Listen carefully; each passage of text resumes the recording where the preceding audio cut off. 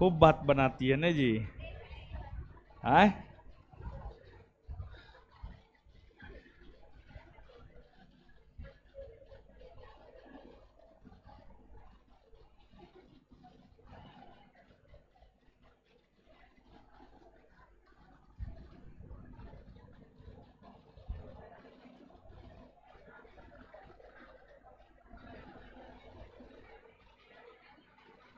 Live कर दिया जी। चलिए, वो लड़का का नाम है दरोगा 2017 की दर्द भरी कहानी।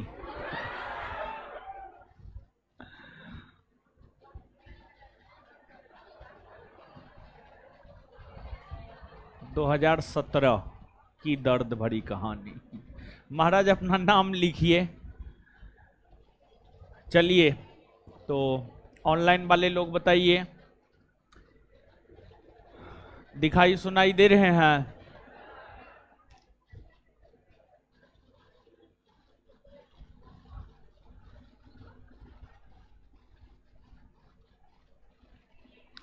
बारिश तो पटना में हो रहा है ना, जरूरी भी है।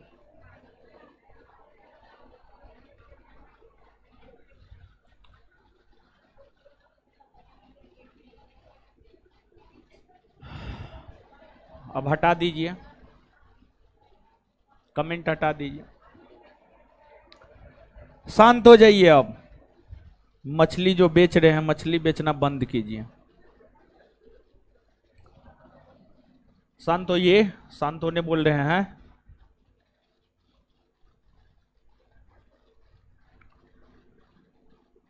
तो कल जो है पढ़ा रहे थे भारतीय संविधान के विभिन्न पहलू।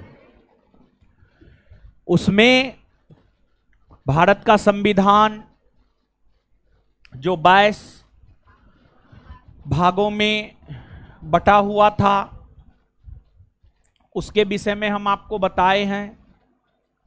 और फिर आपको भारतीय संविधान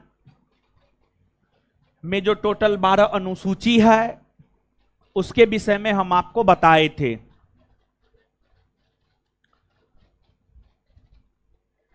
उसके आगे इस चैप्टर में जो भी है उन चीजों को हम लोग जानेंगे, लेकिन उससे पहले 2, 4, 5 प्रश्न हम आपसे पूछ रहे हैं, आप जवाब दीजिए, तब आगे बढ़ेंगे। बताइए,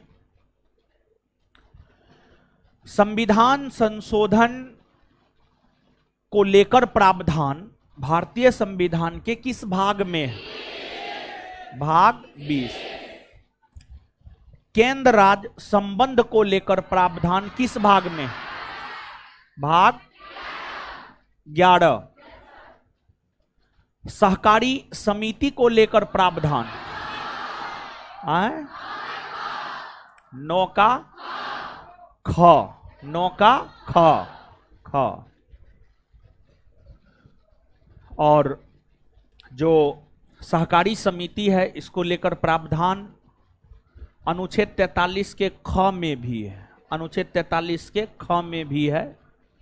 जो 64 पोस्ट वाला बिहार एक्साइज मेंस का परीक्षा हुआ है, उसमें यह प्रश्न पूछा गया था कि सहकारी समिति को लेकर प्रावधान भारतीय संविधान के किस अनुच्छेद में है, तो उस प्रश्न का उत्तर होता अनुच्छेद 43 का ख।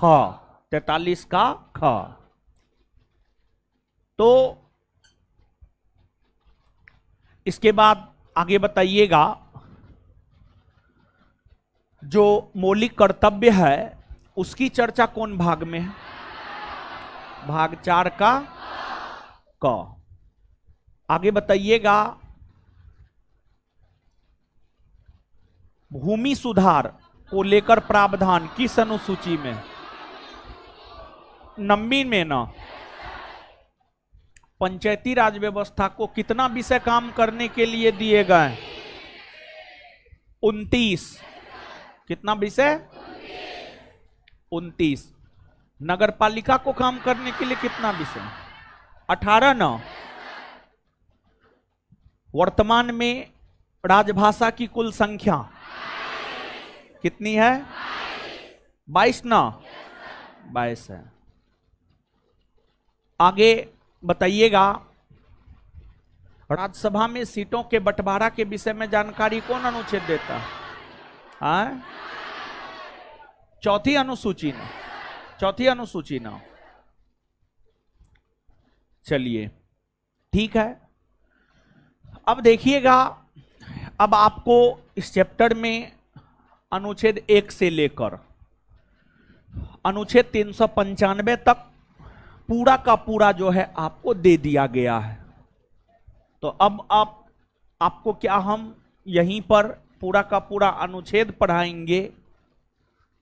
तो इसको लेकर हम आपको बतलाना चाहते हैं कि यहीं पर अनुच्छेद 1 से लेकर अनुच्छेद 395 तक हम आपको नहीं पढ़ाएंगे। जब यहीं पर पढ़ा देंगे तो पूरा पॉलिटी खत्म हो जाएगा, समझे? तो दे दिए हैं, लेकिन हाँ कुछ अनुच्छेद महत्वपूर्ण है। जो कुछ महत्वपूर्ण अनुच्छेद है उसको हम टिक मरवा सकते हैं, टिक मरवा देंगे। और आगे जब आप पढ़ेंगे तो जैसे आप अगला चैप्टर पढ़ेंगे, चैप्टर 5 के बाद चैप्टर 6 जब आप पढ़ेंगे तो चैप्टर 6 में भारतीय संघ और राज्य क्षेत्र के विषय में जब आप पढ़ेंगे तो वहां पर अनुच्छेद 1 से लेकर अनुच्छेद 4 तक हम आपको बताएंगे। फिर 7वां चैप्टर नागरिकता पढ़ेंगे तो वहां पर अनुच्छेद 5 से लेकर अनुच्छेद 11 तक बताएंगे। फिर 8वां चैप्टर मौलिक अधिकार आप पढ़ेंगे तो वहां अनुच्छेद 12 से लेकर अनुच्छेद 35 तक बताएंगे। फिर अगला चैप्टर राज्य के नीति निर्देशक तत्व पढ़ेंगे तो वहां अनुच्छेद 36 से अनुच्छेद 51 को बताएंगे। फिर अगला चैप्टर मौलिक कर्तव्य पढ़ेंगे तो 51 का क बताएंगे। और फिर अगला चैप्टर जब आप संघ का शासन पढ़ेंगे तो अनुच्छेद 52 से अनुच्छेद 151 बताएंगे। और फिर जब राज्य का शासन पढ़ेंगे तो अनुच्छेद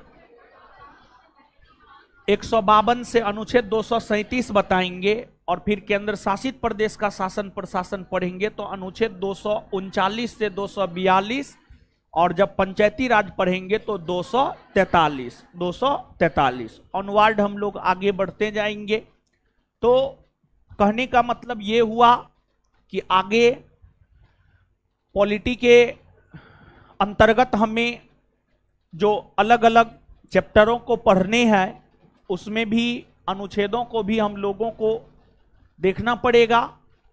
तो इसी वजह से यहां पर अनुच्छेद को हम लोग नहीं देखेंगे, लेकिन अनुच्छेद के बाद इसी चैप्टर में जब आप आगे बढ़ेंगे तो आपको एक मिलेगा वरीयता अनुक्रम, एक मिलेगा आपको वरीयता अनुक्रम। तो ये वरीयता अनुक्रम क्या होता है, इसको क्यों जारी किया गया है और किसका क्या रैंकिंग है, इस बात को हम लोग यहां पर जानने का प्रयास करते हैं।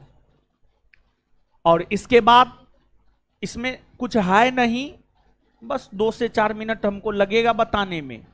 फिर अगले चैप्टर की ओर हम लोग प्रस्थान कर जाएंगे और हमारा जो अगला चैप्टर होगा, हमारा अगला चैप्टर होगा भारतीय संघ और राज्य क्षेत्र। भारतीय संघ और राज्य क्षेत्र, ये हमारा अगला चैप्टर होगा, समझ गए? तो इसको जान लीजिए। देखिए, नेता जिसको राजनेता कहा जाता है, लीडर अंग्रेजी में कहा जाता है। कभी कभी आप देखते होंगे मंच पर बैठने के लिए आपस में ही नेता झगड़ा कर लेता है, एक दूसरे का कुर्सी छीनने का काम करता है। तो भारत की राजनीतिक व्यवस्था में मर्यादित परंपरा बनी रहे और इस प्रकार की शर्मसार करने वाली घटना घटित ना हो कि प्रधानमंत्री और राष्ट्रपति जैसे संवैधानिक पद पर आसीन लोग, प्रधानमंत्री और राष्ट्रपति जैसे संवैधानिक पद पर आसीन लोग कुर्सी के लिए स्टेज पर मारामारी करे। मतलब भारतीय राजनीतिक परंपरा में अनुशासन बनाए रखने के लिए वरीयता अनुक्रम जारी किया गया है और किसी भी सरकारी अवसर पर उस वरीयता अनुक्रम के अनुसार ही राष्ट्रपति, प्रधानमंत्री, राज्यपाल, राज्यों के मुख्यमंत्री, भूतपूर्व प्रधानमंत्री, भूतपूर्व राष्ट्रपति को बैठने के लिए सीटिंग अरेंजमेंट किया जाता है और सबको पहले से यह बात पता रहे कि हम इस पद पर हैं तो हम अग्रिम पंक्ति में बैठेंगे, हम उसके नीचे वाले पद पर हैं तो हम दूसरी पंक्ति में बैठेंगे, उसके और नीचे वाले पद में हैं तो तीसरी पंक्ति में बैठेंगे। मतलब इस प्रकार की घटनाएं घटित ना हो कि ये नेता उसका कुर्सी खींच लिया, वो नेता उसका कुर्सी खींच लिया।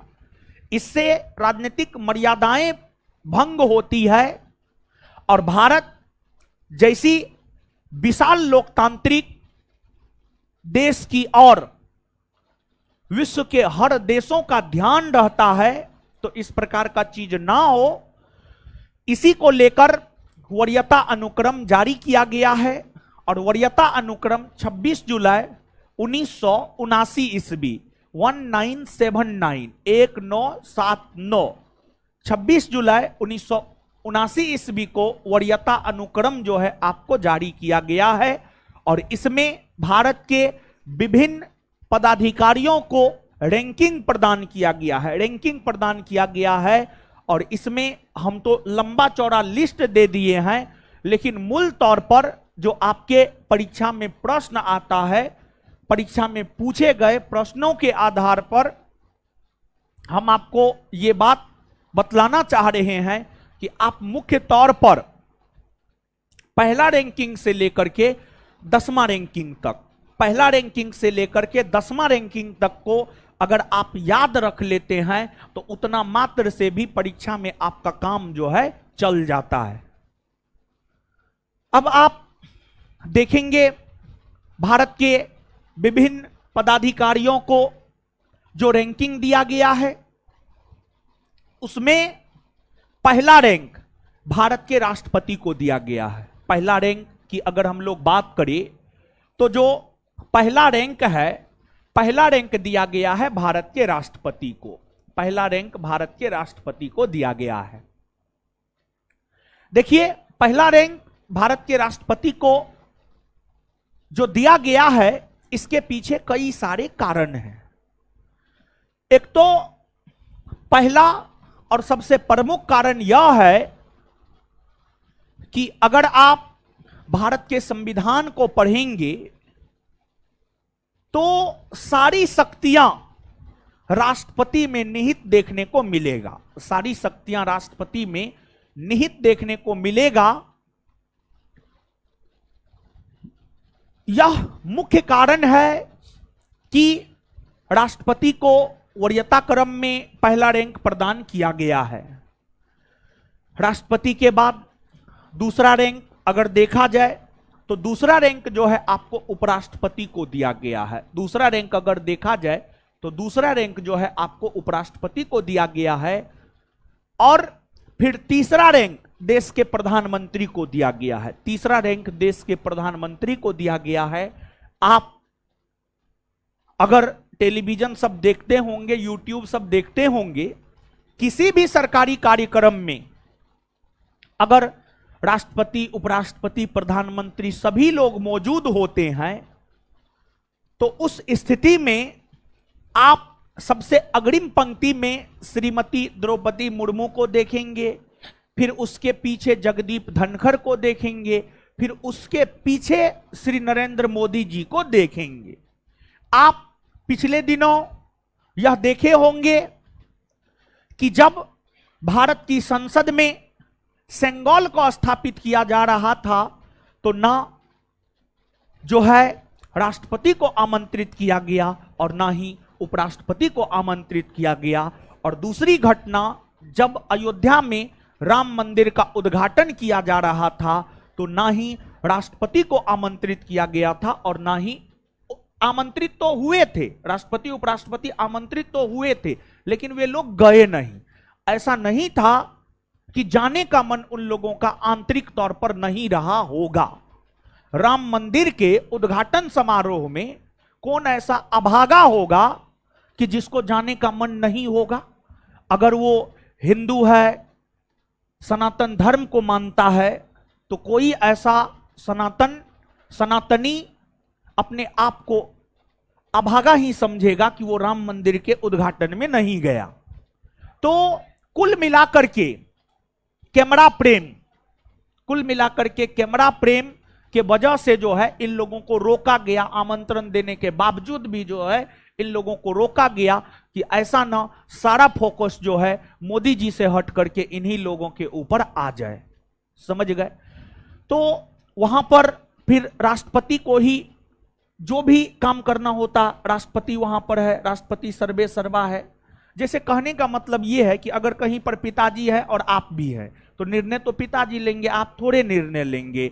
यानी कहने का मतलब यह हुआ कि जो ऊंचे हैं, जो बड़े पद पर हैं, जो बड़े संवैधानिक पद पर हैं, सब चीज उनकी ओर आकर्षित हो जाएगा। समझ गए? तो वहीं कुछ सरकारी कार्यक्रम में देखते होंगे जब सब लोग मौजूद होते हैं, जैसे कि मान लिया जाए कोई शहीद हुआ, उसको श्रद्धांजलि देना है दिल्ली में, तो आप देखेंगे सबसे पहले राष्ट्रपति जाकर के फूल अर्पित करते हैं, फिर उपराष्ट्रपति, फिर जाकर के प्रधानमंत्री फूल अर्पित करते हैं। तो यही है शिष्टाचार, यही है अनुशासन। इसी को तो बनाए रखने के लिए जो है यह वरीयता क्रम जारी किया गया है। तो आपको पहला रैंक राष्ट्रपति, दूसरा रैंक उपराष्ट्रपति, तीसरा रैंक प्रधानमंत्री, और फिर चौथा रैंक की अगर हम लोग बात करें तो चौथा रैंक जो है राज्यों के राज्यपाल को दिया गया है। जो चौथा रैंक है वह आपको राज्यों के राज्यपाल को दिया गया है। तो दूसरा रैंक पर यहां पर हम आपको लिख देते हैं, दूसरा रैंक है उपराष्ट्रपति। फिर तीसरा रैंक है आपको प्रधानमंत्री। फिर चौथा रैंक है आपको राज्यों के राज्यपाल। फिर इसके बाद पांचवा रैंक की अगर आप बात करेंगे तो जो पांचवा रैंक दिया गया है भूतपूर्व राष्ट्रपति को जो है पांचवा रैंक दिया गया है। फिर 5 का कमा रैंक उप प्रधानमंत्री को दिया गया है, उप प्रधानमंत्री। और फिर जो छठा रैंक लोकसभा के अध्यक्ष और सुप्रीम कोर्ट के मुख्य न्यायाधीश। छठा रैंक जो है लोकसभा के अध्यक्ष और सुप्रीम कोर्ट के मुख्य न्यायाधीश, इन दोनों को छठा रैंक दिया गया है। और फिर 7वां रैंक की अगर आप बात करेंगे तो 7वां रैंक पर कई सारे लोगों को रखा गया है।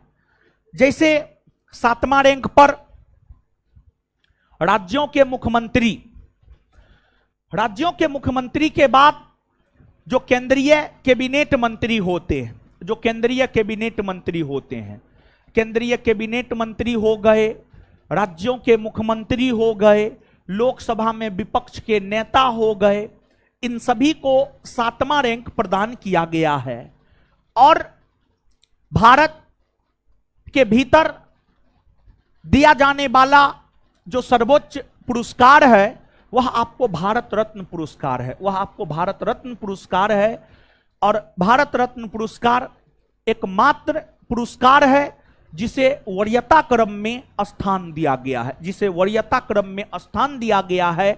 और जो भारत रत्न पुरस्कार प्राप्त व्यक्ति है उसे वरीयता क्रम में 7 का कमा स्थान प्रदान किया गया है, 7 का कमा स्थान प्रदान किया गया है। और जो भारत रत्न पुरस्कार है भारत रत्न पुरस्कार की शुरुआत 1954 ईस्वी में कांग्रेस की सरकार के द्वारा की गई थी और यह पुरस्कार आज तक दिया जाता रहा है। लेकिन बीच में कुछ समय के लिए जब देश में पहली बार 1977 ईस्वी में गैर कांग्रेसी सरकार बनी और विशेष तौर पर 1977 से लेकर के 1977 से लेकर 1980 ईस्वी तक जब देश में पहली बार गैर कांग्रेसी सरकार रही थी तो इस अवधि के दौरान भारत रत्न पुरस्कार को बंद कर दिया गया था। भारत रत्न पुरस्कार को बंद कर दिया गया था और इस अवधि के दौरान देश में जनता पार्टी की सरकार रही थी। देश में जनता पार्टी की सरकार रही थी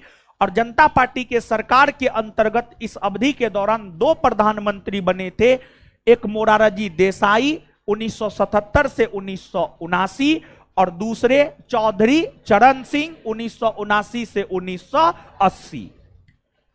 फिर 1980 में लोकसभा के चुनाव हुए और फिर से कांग्रेस की सरकार 1980 में बन गई और जब दोबारा 1980 में कांग्रेस की सरकार बनी तो फिर से भारत रत्न पुरस्कार को 1980 ईस्वी में शुरू कर दिया गया और तब से लेकर आज तक भारत रत्न पुरस्कार दिए ही जाते रहे हैं।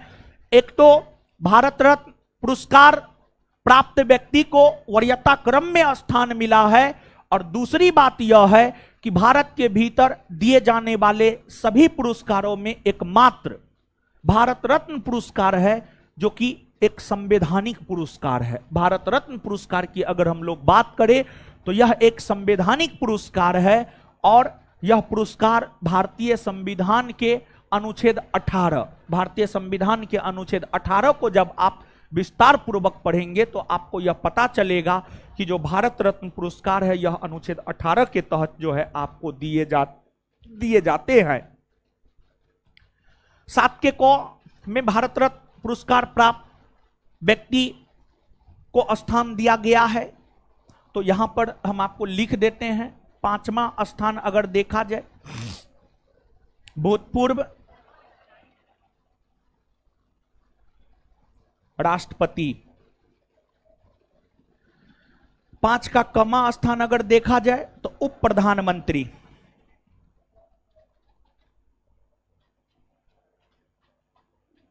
फिर 6ठा स्थान देखा जाए तो लोकसभा का अध्यक्ष और chief justice of India CJI, chief justice of India यानी भारत के सुप्रीम कोर्ट के मुख्य न्यायाधीश। इसके बाद 7वां रैंकिंग अगर आप देखेंगे तो 7वां स्थान पर है राज्यों का मुख्यमंत्री। राज्यों के मुख्यमंत्री के साथ केंद्र सरकार का कैबिनेट मंत्री, केंद्रीय कैबिनेट मंत्री और केंद्रीय कैबिनेट मंत्री के बाद लोकसभा में विपक्ष का नेता, लोकसभा में विपक्ष का नेता, लोकसभा में विपक्ष का नेता, इन सभी को 7वां स्थान मिला है और 7 का कमा स्थान मिला है भारत रत्न प्राप्त व्यक्ति, भारत रत्न प्राप्त व्यक्ति। फिर इसके बाद अगर 8वां रैंकिंग देखा जाए तो 8वां रैंकिंग मिला है राजदूतों को, राजदूतों को 8वां रैंकिंग मिला है। देखिए भारत का प्रतिनिधित्व विश्व के अलग अलग देशों में करने के लिए, जैसे भारत का प्रतिनिधित्व अमेरिका में करने के लिए, रूस में करने के लिए, जर्मनी में करने के लिए राजदूतों की नियुक्ति की जाती है और सामान्य तौर पर राजदूत के तौर पर IAS अधिकारी को नियुक्त किया जाता है। जो टॉपर IAS IPS अधिकारी होते हैं उन्हें ही राजदूतों के तौर पर नियुक्त किया जाता है और यह नियुक्ति भारत के राष्ट्रपति के द्वारा की जाती है। तो जो राजदूत होते हैं, राजदूतों को 8वां रैंक प्राप्त होता है। फिर इसके बाद 9वां रैंक की अगर हम लोग बात करें तो जो 9वां रैंक है यह सुप्रीम कोर्ट के न्यायाधीश को प्राप्त होता है, सुप्रीम कोर्ट के न्यायाधीश। देखिए जो सुप्रीम कोर्ट होता है, सुप्रीम कोर्ट में वर्तमान में 34 न्यायाधीश है जिसमें एक मुख्य न्यायाधीश और 33 अन्य न्यायाधीश। तो सुप्रीम कोर्ट के जो मुख्य न्यायाधीश होते हैं, चीफ जस्टिस ऑफ इंडिया जो होते हैं, उन्हें 6ठा रैंक प्राप्त होता है। लेकिन मुख्य न्यायाधीश के अलावे जो सुप्रीम कोर्ट के अन्य न्यायाधीश होते हैं उन्हें वरीयता क्रम में नमा रैंक प्राप्त होता है, 9th नमा रैंक प्राप्त होता है, नमा। फिर इसके बाद 9 का क अगर आप देखेंगे तो जो संघ लोक सेवा आयोग के अध्यक्ष होते हैं और जो मुख्य चुनाव आयुक्त होते हैं और जो भारत के नियंत्रक महालेखा परीक्षक होते हैं, संघ लोक सेवा आयोग के अध्यक्ष, भारत के मुख्य चुनाव आयुक्त और जो आपको भारत के नियंत्रक महालेखा परीक्षक होते हैं, इन सभी को 9 का कमा रैंक प्राप्त होता है। फिर आपको 10वां रैंक अगर देखा जाए तो 10वां रैंक राज्यसभा के उपसभापति, लोकसभा के उपाध्यक्ष और फिर राज्यों के उप मुख्यमंत्री, इन सभी को वरीयता क्रम में 10वां रैंक मिलता है। फिर आपको 11वां रैंक अगर आप देखेंगे तो भारत के महान्यायवादी हो गए। फिर मंत्रिमंडल के सचिव हो गए, इन सभी को जो है 11वां रैंक मिलता है। अगर इस 10-11 रैंक तक भी चीजों को अगर आप याद रख लेते हैं तो परीक्षा में आपका काम चल जाएगा, क्योंकि आप गौर फरमाएंगे तो जितने महत्वपूर्ण संवैधानिक पद है सब पद आपको 11 रैंक के भीतर ही आ जाता है, चाहे मुख्य चुनाव आयुक्त हो, सुप्रीम कोर्ट का मुख्य न्यायाधीश हो, या फिर संघ लोक सेवा आयोग का अध्यक्ष हो, या फिर राज्यपाल हो, या फिर मुख्यमंत्री हो, या फिर प्रधानमंत्री हो। सभी के सभी महत्वपूर्ण पद 11 रैंक तक जो है आपको आ जाता है। आप 11वीं रैंकिंग तक भी चीजों को अगर याद रख लेते हैं तो परीक्षा में आपका काम चल जाएगा। और इतना ही आपको याद भी रखना है, क्योंकि देखिए हम चार्ट तो दे दिए हैं पूरा बड़ा, लेकिन ऐसा नहीं कि उस पूरे चार्ट को याद रखने को लेकर आप ऐसा ना कि 10 तक भी ना याद रख सके। और मुख्य तौर पर आप क्वेश्चन बैंक पलट करके देखिएगा तो कभी कताल ही 10-11 से ऊपर जाता है, और ऐसा भी नहीं है कि रैंकिंग में 10-11 से ऊपर नहीं जाता है, कभी कताल ऊपर जाता है। लेकिन मुख्य तौर पर अगर पूछा जाता है तो 1 से लेकर 10-11 तक में ही काम आपका चल जाता है, समझ गए। तो 1 से 11 रैंकिंग तक जो है चीजों को आप याद रखिएगा, बाद बाकी नहीं भी याद रखिएगा तो कोई खास दिक्कत नहीं है। तो 8वां रैंक है राजदूत। फिर 9वां रैंक की अगर हम लोग बात करें तो सुप्रीम कोर्ट के न्यायाधीश। और 9 के कमा रैंक की अगर हम लोग बात करें तो 9 के कमा रैंक पर है यूपीएससी के अध्यक्ष, संघ लोक सेवा आयोग के अध्यक्ष, यूनियन पब्लिक सर्विस कमीशन संघ लोक सेवा आयोग के अध्यक्ष, फिर ECI election commission of India मुख्य निर्वाचन आयुक्त, और फिर CAG controller and auditor general of India. फिर 10वां रैंक की अगर हम लोग बात करें तो राज्यसभा के उपसभापति, लोकसभा के उपाध्यक्ष। इसके बाद 11वां रैंक है भारत के महान्यायवादी। तो इतना जो है आपको रैंकिंग मुख्य तौर पर परीक्षा के लिहाज से याद रखना है, बाद बाकी नहीं भी याद रखेंगे तो कोई खास दिक्कत आपको नहीं होगा, समझ गए। तो अब जो है एक बार आप इस वरीयता क्रम को जो है पढ़ लीजिए 1 से लेकर 11 तक, और फिर हम आपको याद करवा देते हैं, और फिर इसके बाद जो है अगले चैप्टर की ओर अग्रसर होंगे हम लोग।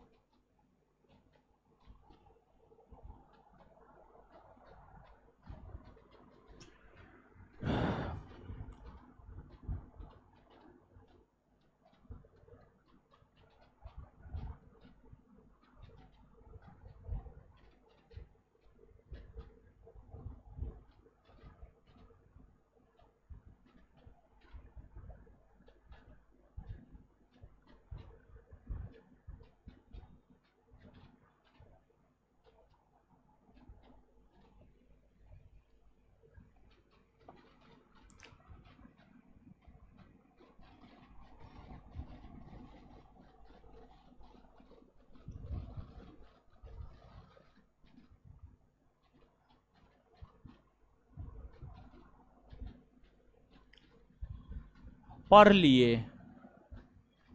लिए हो गुरुजी लोग? आइए बोर्ड पे, आइए याद करते हैं। वरीयता अनुक्रम कब जारी हुआ है? वरीयता अनुक्रम कब जारी हुआ है? पहला रैंक किसे मिला? पहला रैंक, दूसरा रैंक, तीसरा रैंक, चौथा, पांचवा, पांच का कमा, पांच का कमा, छठा, लोकसभा अध्यक्ष और सुप्रीम कोर्ट के मुख्य न्यायाधीश। सुप्रीम कोर्ट के छठा रैंक किसको किसको मिला है? सातवां रैंक,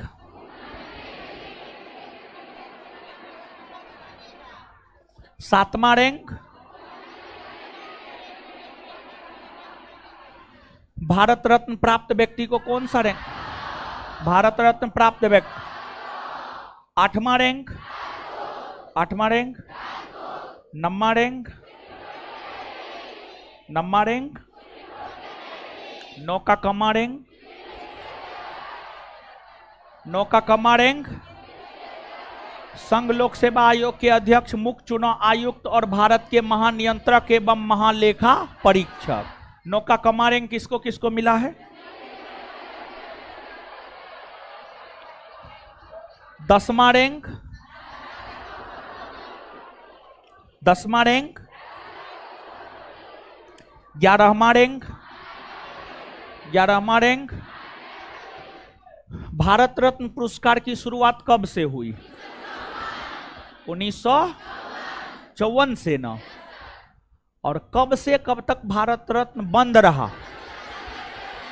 1977 से 1900। दोबारा भारत रत्न पुरस्कार की शुरुआत कब हुई? 1980 में ना। चलिए ठीक है। और कौन भारत रत्न पुरस्कार क्या संवैधानिक पुरस्कार है ना जी? चलिए ठीक है, अब आगे आइए। इस प्रकार इसके बाद तो इस चैप्टर में और कुछ नहीं होगा, इसके बाद क्वेश्चन आंसर होगा। तो क्वेश्चन आंसर आप लोग याद करते हैं कि नहीं हो? हैं? करते हैं? हाँ, तो करना चाहिए आपको, समझे? नहीं करते हैं, मुंह हिला रही, नहीं करते हैं, ठीक है। करना चाहिए। हमको लगता है हमको ये क्वेश्चन आंसर का डिस्कशन करवाना ही होगा, क्योंकि जिस अनुरूप हम देखते हैं कि जो है हमारे टेलीग्राम पे, हमारे व्हाट्सएप पे क्वेश्चन आता है चैप्टर नंबर 2 का लेवल 3 का 8, 9, 10, चैप्टर नंबर 3 का लेवल 2 का 71, 72, 74। मतलब सब क्वेश्चन डाउटे में आप लोग भेज देते हैं। जानते हैं कभी काल डाउट का जवाब दे पाते हैं, कभी काल नहीं दे पाते हैं। इसके पीछे रीजन ये है, आप लोग डाउटे इतना पूछते हैं ना कि डाउट का जवाब देते देते हम पागल हो जाते हैं, और फिर हम जवाब देना छोड़ देते हैं। हाँ, क्या डाउट है? जिसका डाउट है पहले खड़ा हो जाइए, हम सब डाउट क्लियर करेंगे।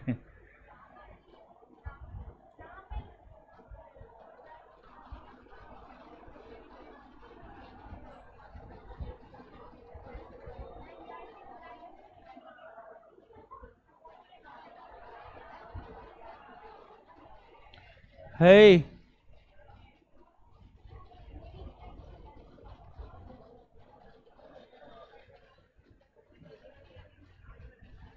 इसका डाउट तो किताबें से क्लियर होगा, किताबें मंगाना पड़ेगा, बैग में है। एम लक्ष्मीकांत का बुक लाइब्रेरी में होगा, लाइए तो 7वां एडिशन हमको लगता होना चाहिए।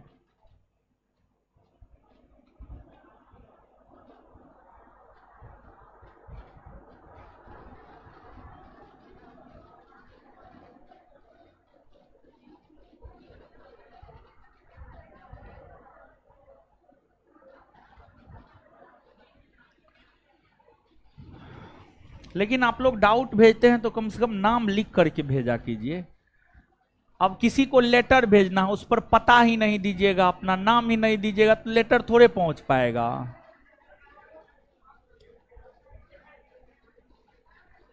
तो हमको लग रहा है, हाँ हम बोल रहे थे, हमको लग रहा है कि क्वेश्चन आंसर हमको करवाना ही पड़ेगा, समझे। तो रखेंगे शनिवार रविवार को क्लास रखेंगे, ठीक है। सोच रहे हैं रविवार को क्लास रख करके क्वेश्चन आंसर करवाएं, क्या है? काहे रविवार को नहीं पढ़ते हैं आप लोग? रविवार को पढ़ाई से उपवास रहता है और रिवीजन, हाँ रिवीजन भी करना रहता है। हम तो किताबें से लिखे हैं, नोट में हो, हमारे नोट में तो गलती नहीं होना चाहिए, लेकिन फिर भी किताब देख लेते हैं। आप लोग डाउट बहुत भेजा करते हैं। तो आइए, छठा एडिशन है जी, छठा एडिशन है, दीजिए। तो रुकिए, किताब लेकर के भी चल जाइएगा, 1 मिनट रुकिए। ऑनलाइन वाले लोग, एगो डाउट आ गया है इन लोग का।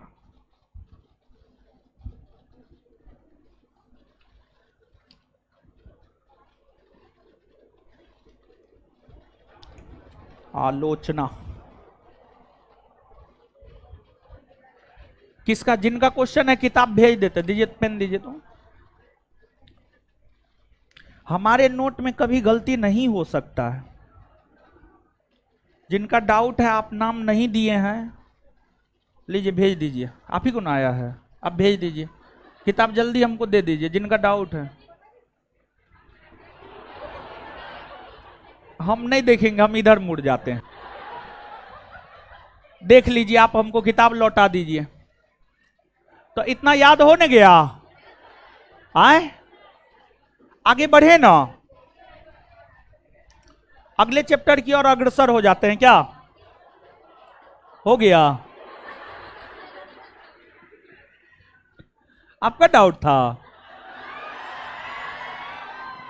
देख लिए ना, हो गया ना, संतुष्टि हो न गया। और पॉलिटी में देखिए, पॉलिटी में इस किताब का जोर नहीं है, इसी किताब को हम पढ़ के पढ़ाते हैं, इसी किताब को हम पढ़ के पढ़ाते हैं। हमारे नोट में इसी किताब का फैक्ट होगा, और मेगरा हिल पब्लिकेशन का है। और जानते हैं कि पब्लिकेशन का इतना रेपुटेशन है कि अगर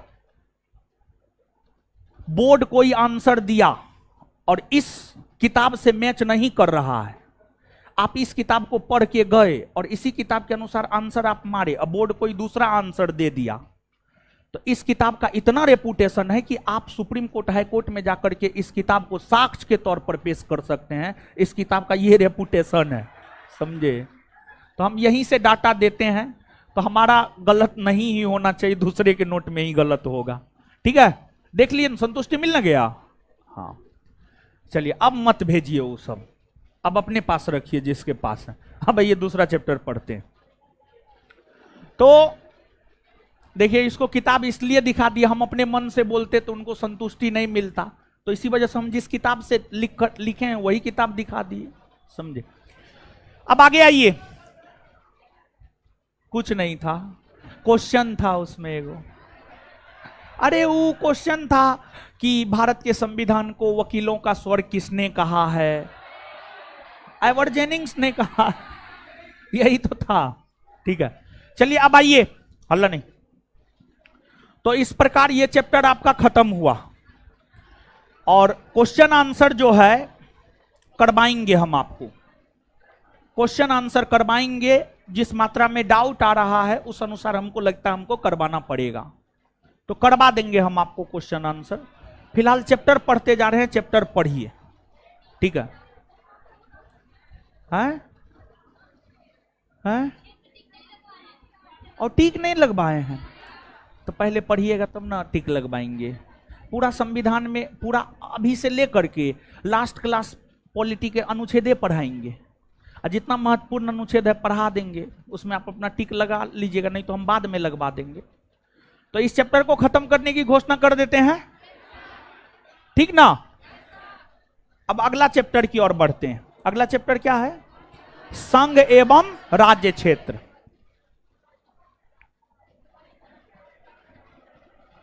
संघ एवं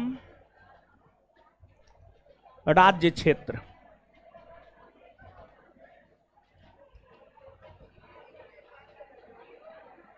चलिए आइए, अब हल्ला नहीं, हल्ला नहीं, आइए बोर्ड पे देखिए। है हल्ला नहीं, हल्ला काहे कर रहे हैं, शांत रहिए ना, शांत रहिए। संघ एवं राज्य क्षेत्र, देखिए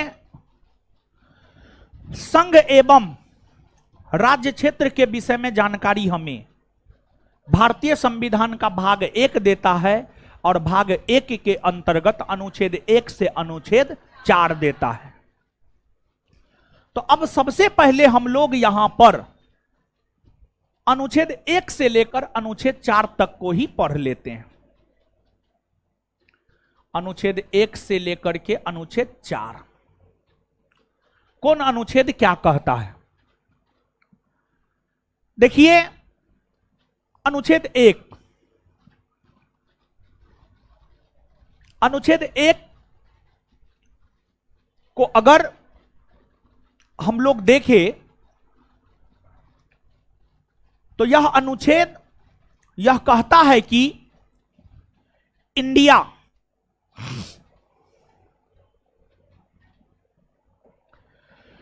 अर्थात भारत, इंडिया अर्थात भारत राज्यों का संघ है, राज्यों का संघ है। अनुच्छेद 1 यह कहता है कि इंडिया अर्थात भारत राज्यों का संघ है। यह अनुच्छेद हमें मूल तौर पर दो बात की जानकारी देता है। यह अनुच्छेद हमें मूल तौर पर दो बात की जानकारी देता है। एक तो यह अनुच्छेद हमें यह जानकारी देता है कि भारत का संवैधानिक नाम क्या है। भारत का संवैधानिक नाम क्या है, मतलब संविधान में भारत के लिए किन किन नामों का प्रयोग हुआ है। देखिए यूं तो भारत को कई नामों से जाना जाता है। भारत को हिंदुस्तान भी कहा जाता है, भारत को आर्यावर्त भी कहा जाता है, भारत को जम्बू द्वीप भी कहा जाता है, भारत को इंडिया भी कहा जाता है, भारत को भारत भी कहा जाता है। तो इन तमाम नामों से अपने देश को जाना जाता है। लेकिन अगर आप संविधान को पढ़ते हैं, भारतीय संविधान को पढ़ते हैं, तो भारत के संविधान में या तो भारत के लिए इंडिया शब्द का जिक्र है या भारत के लिए भारत शब्द का जिक्र है। तीसरा किसी भी शब्द का जिक्र संविधान में नहीं है। तीसरा किसी भी शब्द का जिक्र संविधान में नहीं है, संविधान में नहीं है। जैसे संविधान में कहीं भी हिंदुस्तान शब्द का जिक्र नहीं मिलेगा, संविधान में कहीं भी आर्यावर्त शब्द का जिक्र नहीं मिलेगा, संविधान में कहीं भी जम्बूद्वीप शब्द का जिक्र नहीं मिलेगा। तो एक पहला अनुच्छेद हमें यही जानकारी देता है कि भारत का संवैधानिक नाम क्या है, भारत का संवैधानिक नाम क्या है। और अनुच्छेद 1 दूसरी जानकारी हमें यह देता है कि यह राज्यों का संघ है, यह राज्यों का संघ है। मतलब कई राज्यों को मिलाकर, कई राज्यों को मिलाकर, यानी बिहार, पश्चिम बंगाल, उत्तर प्रदेश इत्यादि जैसे राज्यों को मिलाकर भारतीय संघ का निर्माण हुआ है, भारतीय संघ का निर्माण हुआ है। और जैसे एक बात आप थोड़ा सोचिए कि जैसे नाक, मुंह, कान, हाथ, पैर इत्यादि को मिलाकर मानव शरीर का निर्माण हुआ है, मानव शरीर का निर्माण हुआ है। और अगर कोई भी अंग मानव शरीर से अलग हो जाता है तो फिर उसे विकलांग की श्रेणी में हम लोग रख देते हैं, विकलांग मानव की श्रेणी में रख देते हैं। तो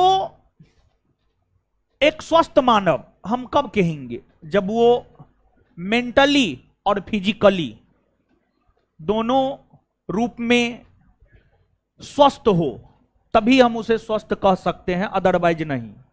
समझ गए?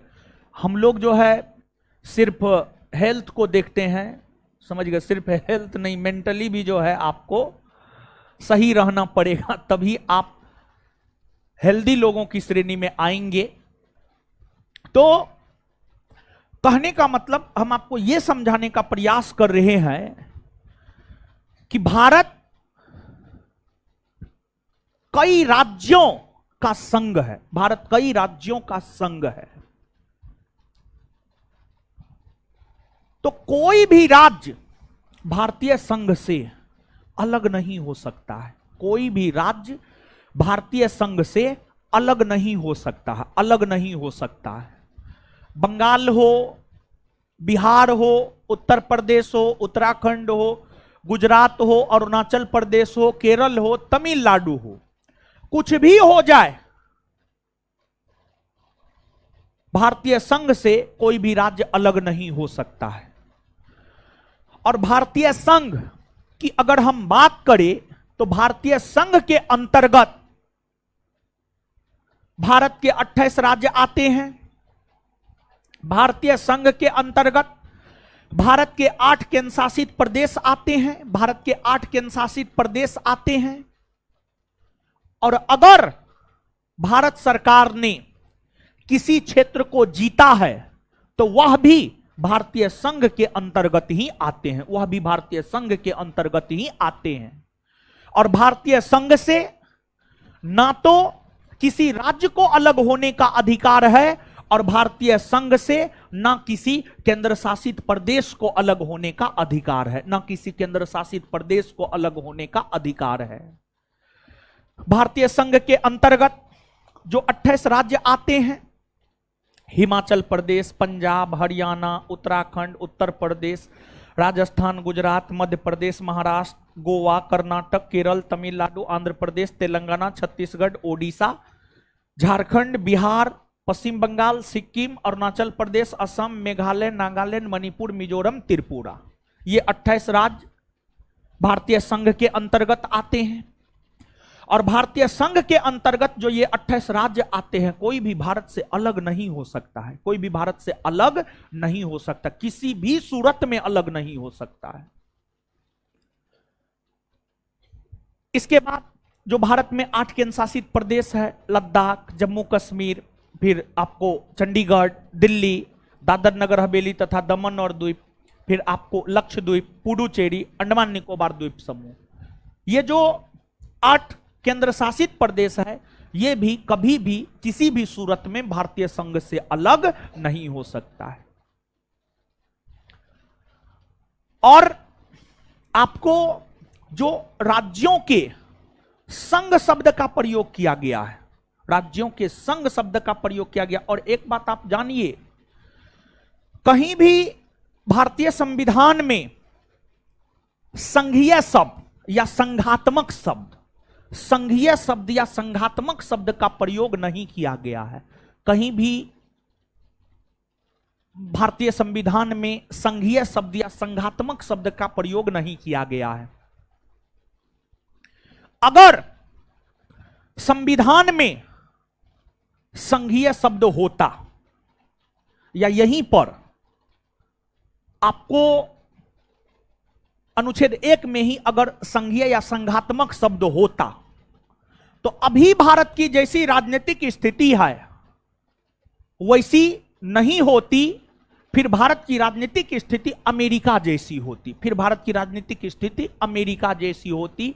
तो भारत के संविधान में कहीं भी संघीय शब्द ना ही संघात्मक शब्द का प्रयोग किया गया है, बल्कि भारत के संविधान में हर जगह राज्यों के संघ शब्द का प्रयोग किया गया है। राज्यों के संघ शब्द का प्रयोग किया गया है।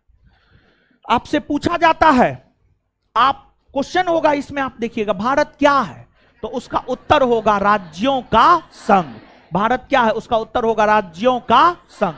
क्वेश्चन में होगा, निश्चित तौर पर होगा, और यह परीक्षा का पूछा हुआ क्वेश्चन है, परीक्षा का पूछा हुआ क्वेश्चन है। अनुच्छेद 1 के बाद अगला अनुच्छेद है अनुच्छेद 2। अनुच्छेद 2 और फिर अनुच्छेद 3। तो पहले अनुच्छेद 2 को जानेंगे, उसके बाद अनुच्छेद 3 को। लेकिन उससे पहले एक बात आप जानिए, एक बात आप जानिए,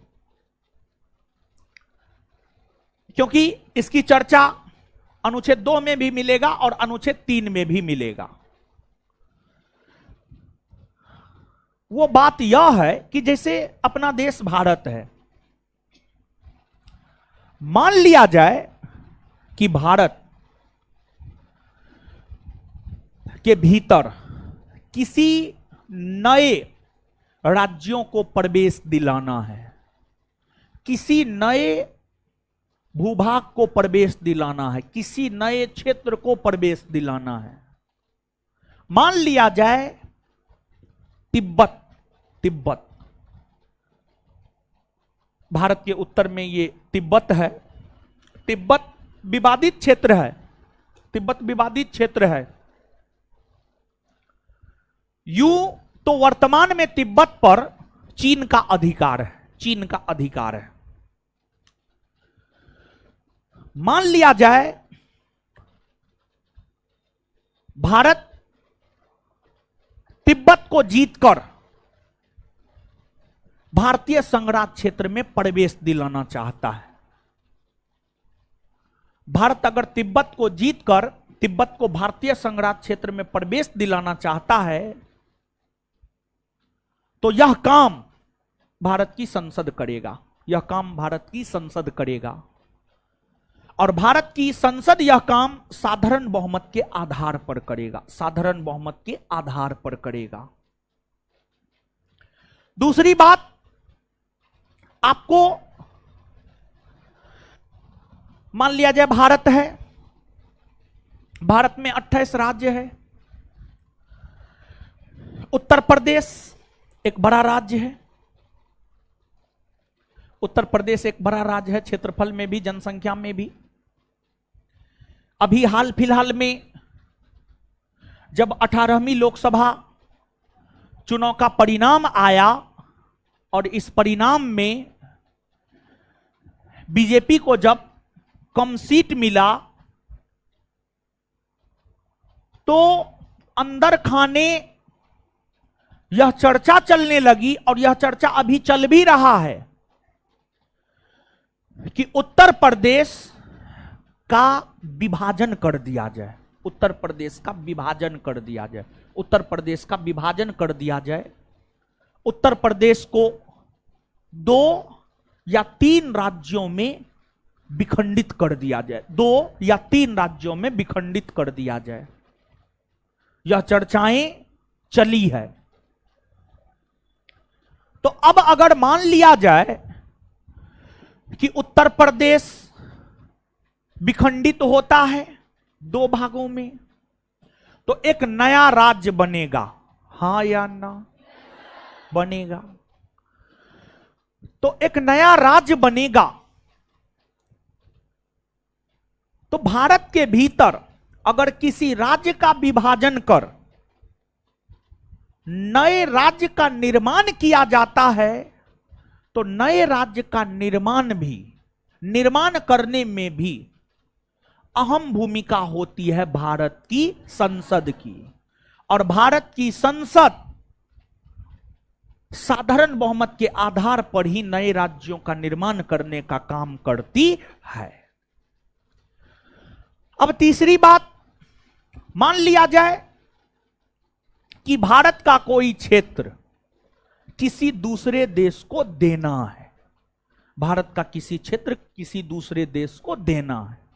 जैसे भारत ने बेरुवारी का क्षेत्र पाकिस्तान को दिया।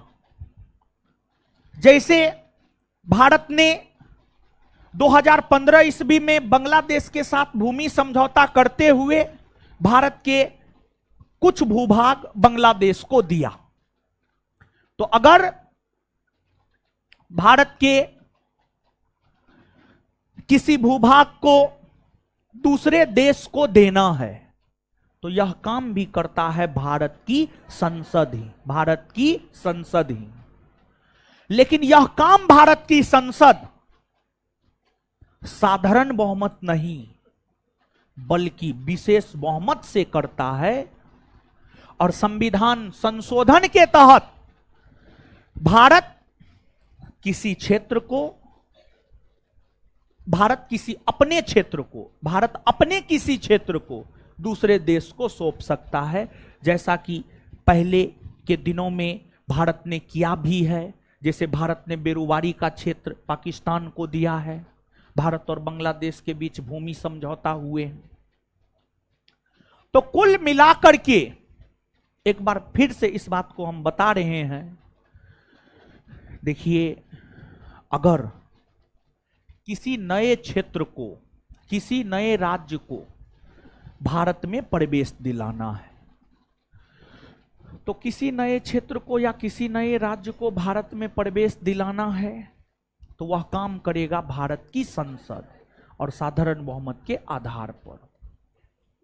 दूसरी बात, भारत के भीतर किसी राज्य को विभाजित कर नए राज्य का गठन करना है, यह काम भी भारत की संसद ही करेगा और यह काम भी भारत की संसद साधारण बहुमत के आधार पर ही करता है। तीसरी बात, अगर भारत के किसी क्षेत्र को दूसरे देश को सौंपना है तो यह काम भी करता है भारत की संसद ही, लेकिन यह संविधान संशोधन के जरिए करता है, संविधान संशोधन के जरिए करता है। यानी कुल मिलाकर भारतीय संघराज्य क्षेत्र में,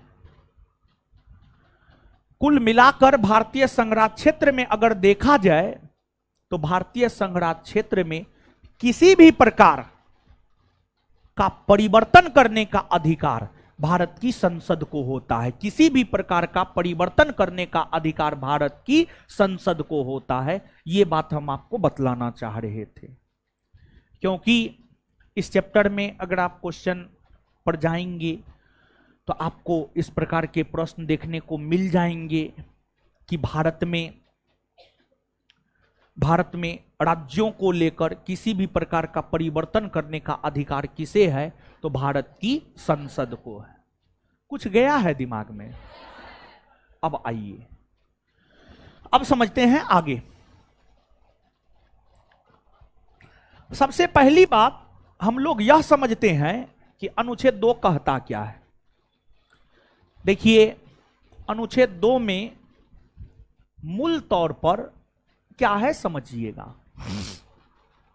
अनुच्छेद 2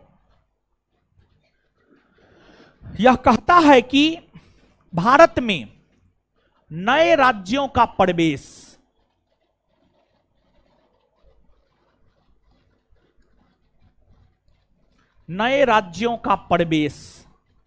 भारत की संसद के द्वारा करवाया जाएगा। नए राज्यों का प्रवेश भारत की संसद के द्वारा करवाया जाएगा, यह बात कहता है अनुच्छेद 2। जैसे सिक्किम यहां पर आएंगे तो सिक्किम है। सिक्किम पहले अपने आप में एक स्वतंत्र देश था। सिक्किम पहले अपने आप में एक स्वतंत्र देश था। सिक्किम को भारत में प्रवेश दिलाया गया और सिक्किम को जो भारत में प्रवेश दिलाया गया, भारत की संसद ने दिलाया। दूसरी बात, जैसे पाक ऑक्यूपाइड कश्मीर, मतलब कश्मीर का वह इलाका जो पाकिस्तान के अधीन है, अगर उसी को भारत की सेना जीत लेता है और उस पर कब्जा कर लेता है सिर्फ भारत की सेना को जीत लेने मात्र और उस पर कब्जा कर लेने मात्र से, उस पर कब्जा कर लेने मात्र से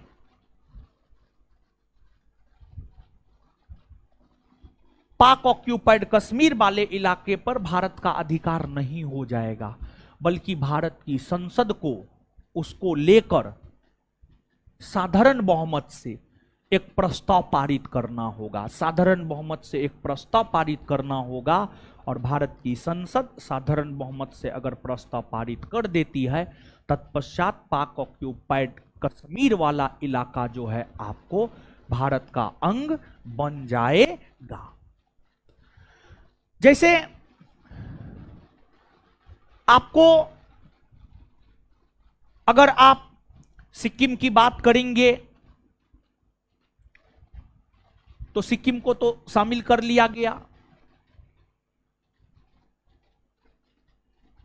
कुल मिलाकर के हम आपको अनुच्छेद 2 के जरिए यह बात बतलाना चाह रहे हैं कि भारत के भीतर किसी भी क्षेत्र को प्रवेश जो दिलाया जाता है वह संसद दिलाता है और साधारण बहुमत के आधार पर। इसके बाद आगे है अनुच्छेद 3। अनुच्छेद 3 की अगर हम लोग बात करें तो अनुच्छेद 3 यह कहता है कि नए राज्यों का गठन, नए राज्यों का गठन, नए राज्यों का गठन, नाम में परिवर्तन, नाम में परिवर्तन, सीमा में परिवर्तन, सीमा में परिवर्तन, ये सब काम अनुच्छेद 3 के तहत करता है भारत की संसद, भारत की संसद। मतलब कहने का यह है कि जैसे मान लिया जाए बिहार का विभाजन कर झारखंड नामक नए राज्य का गठन हुआ, तो झारखंड का जो गठन हुआ है वो अनुच्छेद 3 के तहत हुआ है। दूसरा, उड़ीसा का नाम बदलकर जो ओडिशा हुआ है वह भी अनुच्छेद 3 के तहत हुआ है। तीसरा, आप याद कीजिए जम्मू कश्मीर एक राज्य हुआ करता था, जम्मू कश्मीर एक राज्य हुआ करता था, लेकिन वर्तमान में जम्मू कश्मीर राज्य नहीं है। 2019 में जब केंद्र में दूसरी बार पूर्ण बहुमत से मोदी जी की सरकार बनी, तो केंद्र की मोदी सरकार ने 2019 में जम्मू कश्मीर से अनुच्छेद 370 समाप्त करने हेतु और जम्मू कश्मीर को पुनर्गठित करने हेतु अगस्त 2019 ईस्वी में केंद्र की मोदी सरकार ने जम्मू कश्मीर पुनर्गठन विधेयक 2019 लाया। और यह विधेयक केंद्र की मोदी सरकार अनुच्छेद 3 के तहत ही लाए थे, और फिर अनुच्छेद 3 के तहत ही जम्मू कश्मीर राज्य से राज्य का दर्जा छीन लिया गया और उसे 2 केंद्र शासित प्रदेश में बांट दिया गया और दोनों के सीमा में, दोनों का सीमा निर्धारित कर दिया गया। 2 केंद्र शासित प्रदेश जम्मू कश्मीर और लद्दाख में बांटा गया। जम्मू कश्मीर का एक सीमा और लद्दाख का दूसरा सीमा जो है आपको निर्धारित किया गया।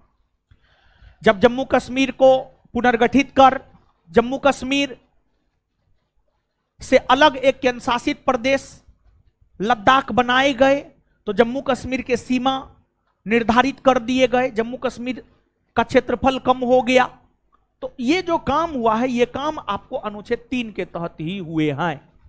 सीधे तौर पर आप इस बात को याद रखिएगा, भारत के भीतर भारत का क्षेत्रफल जो 32,87,263 वर्ग किलोमीटर है, इसके भीतर भारत में किसी भी प्रकार के परिवर्तन जो होते हैं, एक राज्य को विभाजित कर दूसरा नया राज्य बना दिया जाता है, किसी राज्य से राज्य का दर्जा छीन लिया जाता है, किसी राज्य के नाम में परिवर्तन कर दिया जाता है, ये सब काम होता है अनुच्छेद 3 के तहत। और अनुच्छेद 3 के तहत ये सब काम करता है भारत की संसद, भारत की संसद।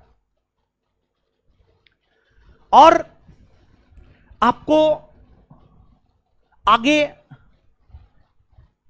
एक चीज और जानिए कि आप जानते होंगे कि पहले 26 जनवरी 2020 से पहले, 26 जनवरी 2020 से पहले दादर नगर हवेली अलग केंद्र शासित प्रदेश था और दमन और द्वीप अलग केंद्र शासित प्रदेश था।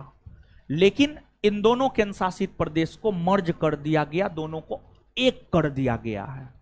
तो दोनों को जो एक किया गया है, यह भी अनुच्छेद 3 के तहत ही हुए हैं, यह भी अनुच्छेद 3 के तहत ही हुए हैं।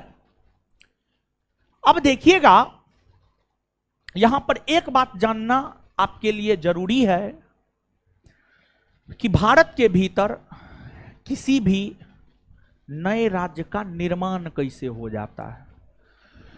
भारत के भीतर किसी भी नए राज्य का निर्माण कैसे हो जाता है, मतलब बिहार का विभाजन कर झारखंड का गठन कैसे हो गया, उत्तर प्रदेश का विभाजन कर उत्तराखंड का गठन कैसे हो गया, मध्य प्रदेश का विभाजन कर छत्तीसगढ़ का गठन कैसे हो गया, या जम्मू कश्मीर राज्य को पुनर्गठित कर जम्मू कश्मीर राज्य से राज्य का दर्जा कैसे छीन लिया गया।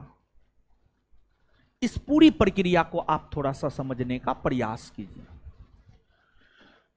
देखिए,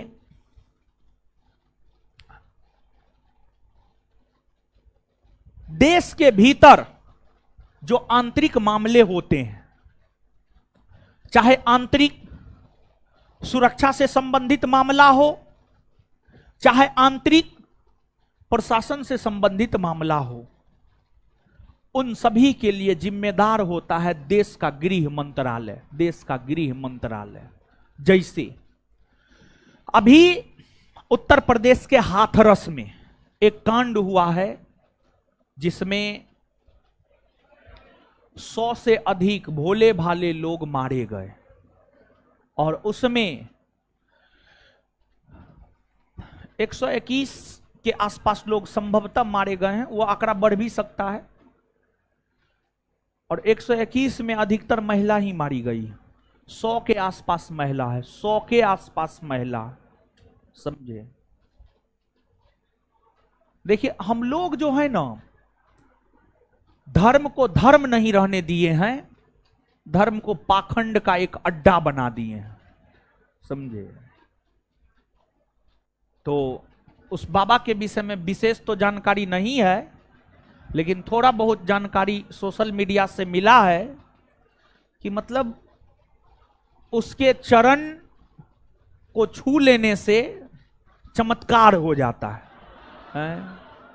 तो इतना चमत्कारी था, लोगों को मरने से बचा लेता, तब ना हुआ चमत्कारी। और देखिए, वो बाबा का जो स्लोगन है, मानव सेवा ही धर्म है, यही स्लोगन है वो बाबा का। देखिए, स्लोगन तो बहुत बढ़िया है, समझे, लेकिन पता नहीं जो भी है सही नहीं हुआ है। देखिए, एक अवस्था आने पर मृत्यु होता है तो ठीक है, जाएगा तो हर कोई, लेकिन समय से, समझे। तो समय से पहले जाने के बाद जो है घर का सब चीज खत्म हो जाता है, एक प्रकार से कहिए तो। एक परिवार बिना पिता का भी अधूरा है और बिना मां का भी अधूरा है, समझे। तो ठीक है, जो है सो है, लेकिन इस प्रकार का चीज नहीं होना चाहिए। अब हो गया है, होने दीजिए। अब आगे आइए, आप समझिए। जैसे हाथरस में जो कांड हुआ है, उसके लिए विपक्ष जिम्मेवार किसको ठहराएगा? गृह मंत्रालय को।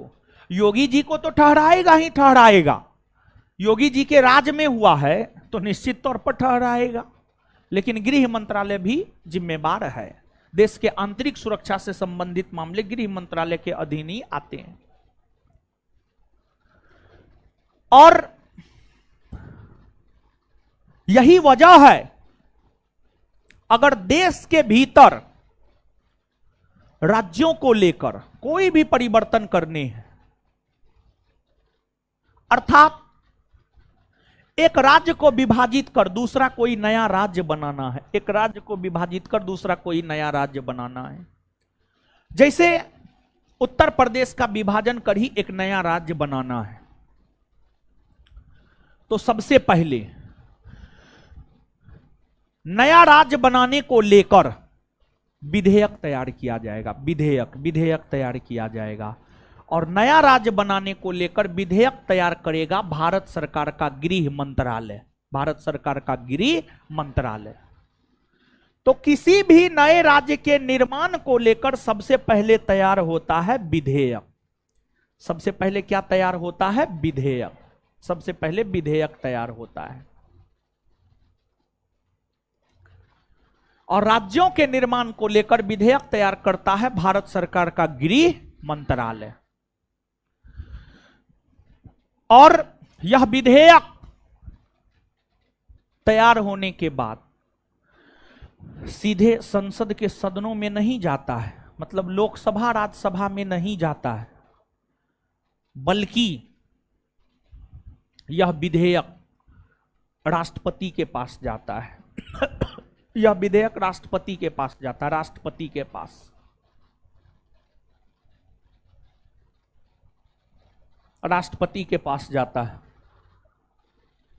राष्ट्रपति उस विधेयक को जब पढ़ते हैं तो उन्हें पता चलता है कि आखिरकार किस राज्य का विभाजन होना है और कौन नया राज्य बनना है।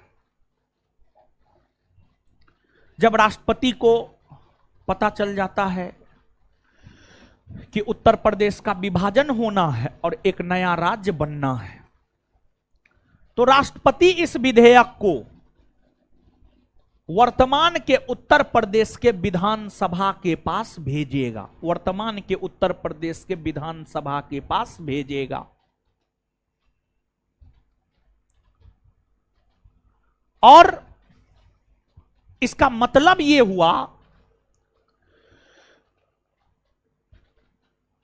राष्ट्रपति के पास जो विधेयक आया है, राष्ट्रपति उस विधेयक को उस राज्य के विधान सभा को भेजेगा जिस राज्य का विभाजन होकर के नए राज्य का निर्माण होना है। और राज्य के विधानसभा को उस विधेयक पर विचार विमर्श करने के लिए 30 दिन का समय दिया जाता है। 30 दिन का समय दिया जाता है सामान्य तौर पर 30 दिन का समय दिया जाता है। 30 दिन के भीतर अगर राज्य की विधानसभा स्वीकार कर लिया, ठीक है, नहीं स्वीकार किया तब पर भी ठीक है, नहीं स्वीकार किया तब पर भी ठीक है, तब पर भी ठीक है। फिर से यह विधेयक राष्ट्रपति के पास आता है और जब राष्ट्रपति के पास आता है तो राष्ट्रपति उस पर अपनी मंजूरी देता है। राष्ट्रपति उस पर अपनी मंजूरी देता है और जब राष्ट्रपति उस विधेयक पर अपनी मंजूरी दे देते हैं तो राष्ट्रपति के मंजूरी देने के बाद, राष्ट्रपति के मंजूरी देने के बाद उस विधेयक को संसद के सदनों में रखा जाता है। संसद के सदनों में रखा जाता है, अर्थात लोकसभा या राज्यसभा में रखा जाता है। लोकसभा या राज्यसभा में रखा जाता है और यहां पर यह जरूरी नहीं है कि यह विधेयक पहले लोकसभा में ही रखा जाएगा और यह भी जरूरी नहीं है कि यह विधेयक पहले राज्यसभा में ही रखा जाएगा। यह कोई जरूरी नहीं है। यह विधेयक लोकसभा या राज्यसभा दोनों सदनों में से किसी भी सदन में रखा जा सकता है। दोनों सदनों में से किसी भी सदन में पहले रखा जा सकता है। पहले राज्यसभा में भी रखा जा सकता है या पहले लोकसभा में भी रखा जा सकता है। जिस भी सदन में यह विधेयक रखा जाएगा, सबसे पहले विधेयक को वह सदन पारित करेगा और नए राज्य के निर्माण संबंधी विधेयक को संसद के सदनों के द्वारा साधारण बहुमत से पारित किया जाता है। मतलब जो है आपको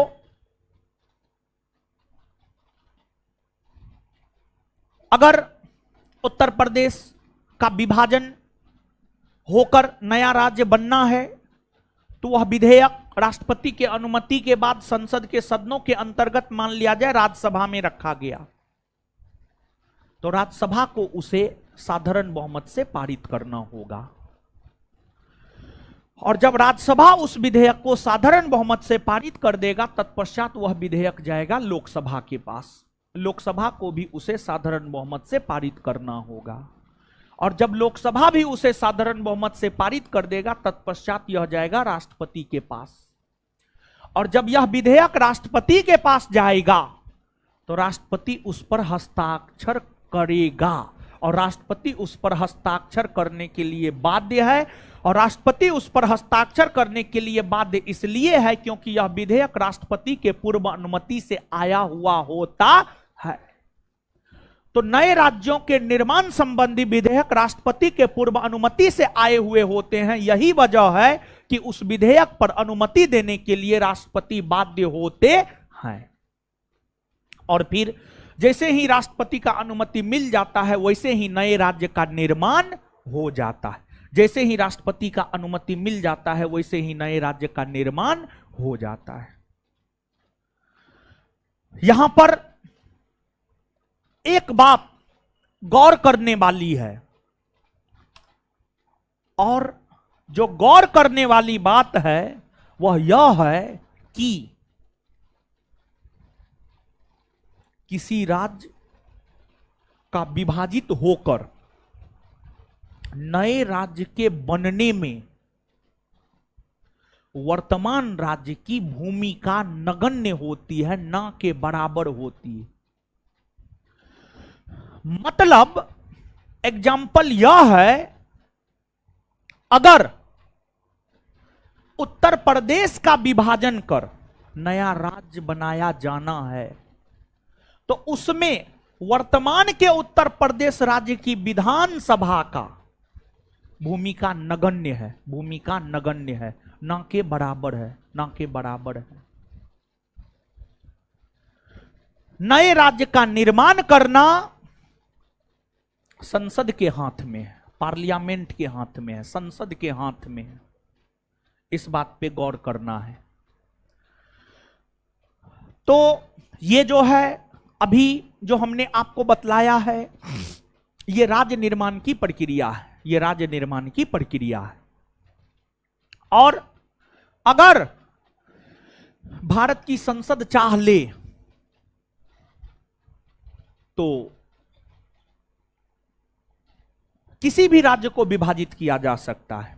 जैसे जब आंध्र प्रदेश का विभाजन कर तेलंगाना का गठन किया जा रहा था तो आंध्र प्रदेश की जो विधानसभा थी उस समय की काफी विरोध किया, लेकिन इसके बावजूद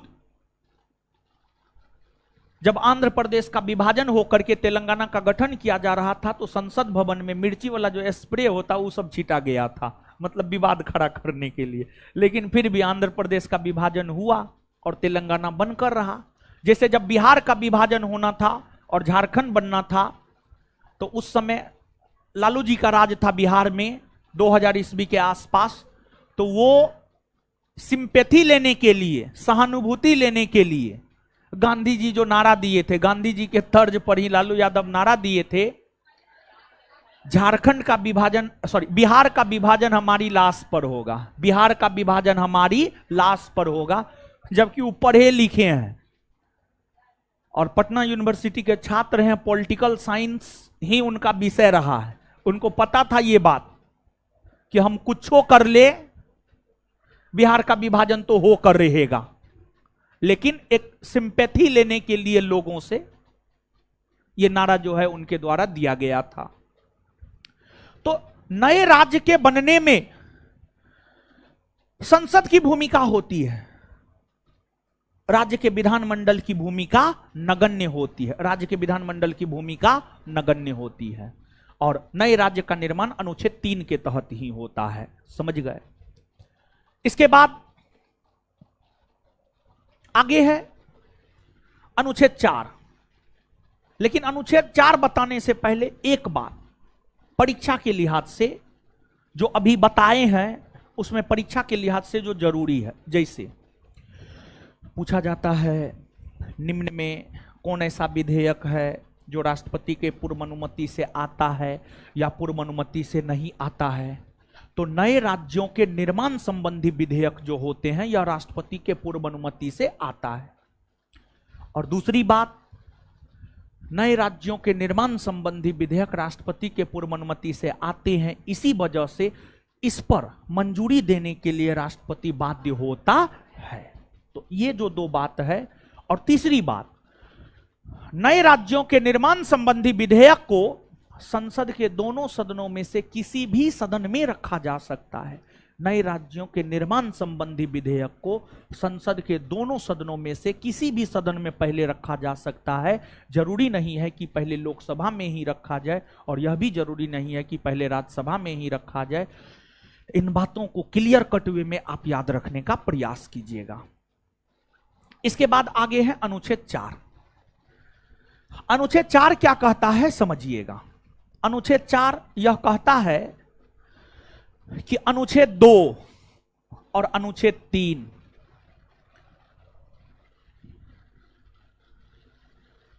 अनुच्छेद 4 क्या कहता है समझिएगा आप।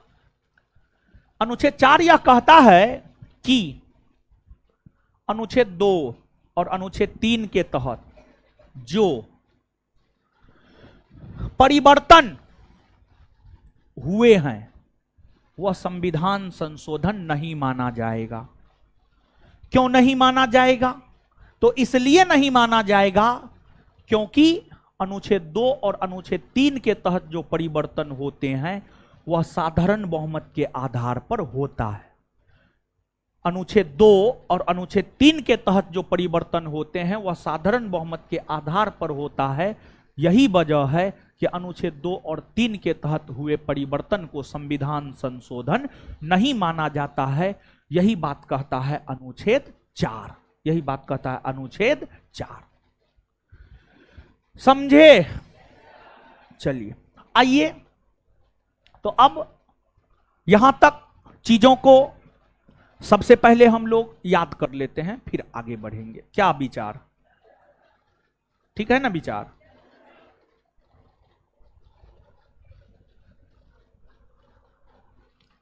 बताइए अनुच्छेद 1 क्या कहता है? इंडिया अर्थात भारत राज्यों का। अनुच्छेद 1 क्या कहता है? भारत क्या है? भारत क्या है? अच्छा, क्या भारतीय संघ से किसी भी राज्य को अलग होने का अधिकार है? नहीं ना है। और भारतीय संघ के अंतर्गत 2800 राज्य आता है, 8 केंद्र शासित प्रदेश आता है। आता है ना ये सब? ठीक है, ये सब आता है। इसके बाद आगे बतलाइएगा कि नए राज्यों को भारत में प्रवेश कौन दिलाता है? भारत की। अच्छा, नए राज्यों को भारत में प्रवेश भारत की संसद कौन अनुच्छेद के तहत दिला? कौन अनुच्छेद के तहत? तो नए राज्यों को भारत में प्रवेश कौन दिलाता है? भारत की संसद। कौन अनुच्छेद के तहत? अच्छा, किसी राज्य को विभाजित कर नए राज्य का निर्माण कौन अनुच्छेद के तहत है? कौन करता है? कौन करता है? किसी राज्य के नाम में परिवर्तन कौन अनुच्छेद के तहत? सीमा में परिवर्तन कौन करता है? ये सब काम भारत की। इसके बाद आगे बताइएगा कि कौन अनुच्छेद यह कहता है कि अनुच्छेद 2 और 3 के तहत होने वाले परिवर्तन संविधान संशोधन नहीं माने जाएंगे? अनुच्छेद। अच्छा, एक बात बताइए कि जैसे जम्मू कश्मीर राज्य को पुनर्गठित कर उसे 2 केंद्र शासित प्रदेश में किस अनुच्छेद के तहत बांट दिया? कौन अनुच्छेद? 3। इसके बाद जैसे दादर नगर हवेली और दमन और द्वीप दोनों को मर्ज कर दिया गया है, कौन अनुच्छेद के तहत? अनुच्छेद 3। अच्छा एक बात बताइएगा, नए राज्य के निर्माण संबंधी विधेयक क्या राष्ट्रपति के पूर्व अनुमति से लाया जाता है? हाँ या ना? लाया जाता है ना? तो नए राज्य के निर्माण संबंधी विधेयक राष्ट्रपति के पूर्व अनुमति से लाया जाता है। दूसरी बात बताइएगा, नए राज्य के निर्माण संबंधी विधेयक सबसे पहले कौन सदन में रखा जाता? लोकसभा में, राज्यसभा में, किसी भी सदन में ना आए?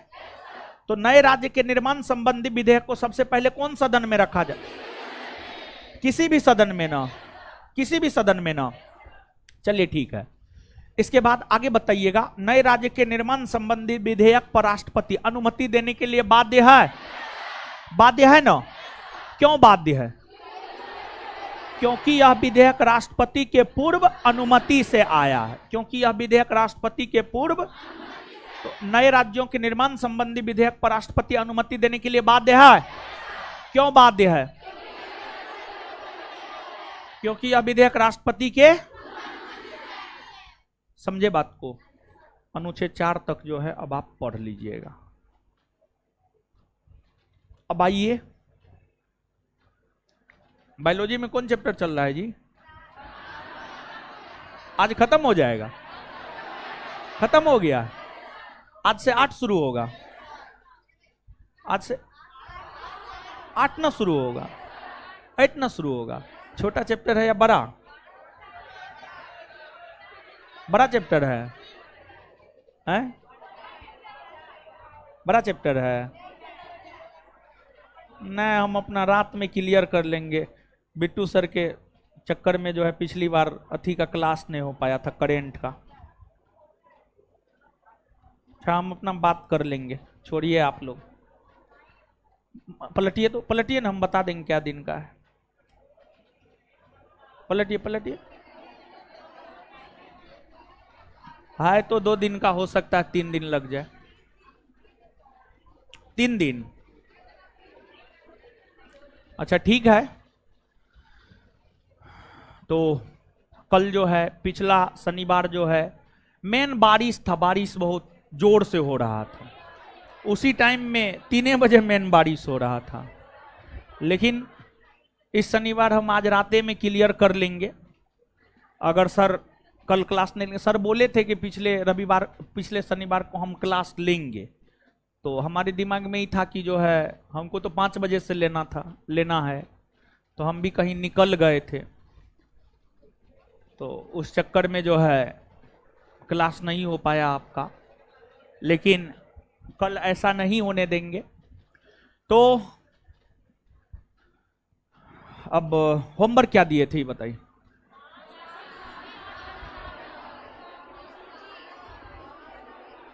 हाँ, पॉलिटी ना दिए थे। अब सुनिए, अगला जो होमवर्क है आपका चैप्टर नंबर 6 बायोलॉजी के ऑब्जेक्टिव तक होने गया है, होने गया है। 7 में कितना क्वेश्चन है देखिए तो? 119, 147, 127, 127,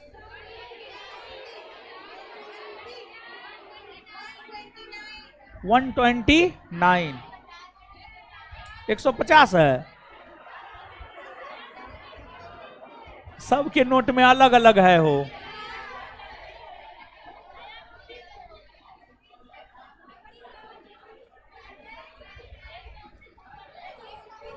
एक 129।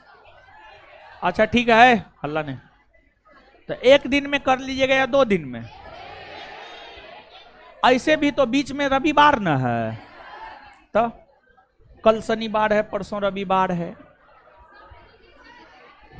पूरा दे देते हैं, सोमवार को पूछेंगे। होमवर्क अगला सुनिए, अल्लाह ने होमवर्क अगला सुनिए, अगला होमवर्क सुनिए सब लोग। अगला होमवर्क है ऑब्जेक्टिव अपलोड होता है ना एप्लीकेशन पे। हाँ, बायोलॉजी चैप्टर नंबर 7 का ऑब्जेक्टिव कर लेना है। करते हैं आप लोग? कितने लोग ऑब्जेक्टिव करते हैं? हाथ उठाइए। करते हैं लोग? चलो, तब तो आप लोग सुंदर आदमी हैं हो। चलिए, तो होमवर्क दे दिए हैं, बायोलॉजी चैप्टर नंबर 7 का ऑब्जेक्टिव करके आना है सोमवार को। सोमवार के लिए यही होमवर्क है। दीजिए तो होमवर्क दीजिए, कल का पूछते हैं। पूछ रहे हैं होमवर्क अब, दीजिए। हे लड़का लोग, हे टकलू आइए तो। अच्छा रुकिए ना पूछेंगे। हे टकलू आइए, लड़की के पीछे, हाँ आइए। हे हल्ला काय कर रहे हैं?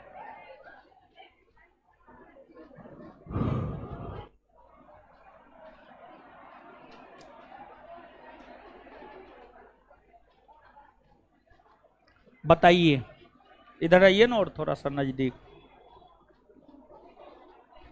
नगर पालिका भारतीय संविधान के कौन भाग में है?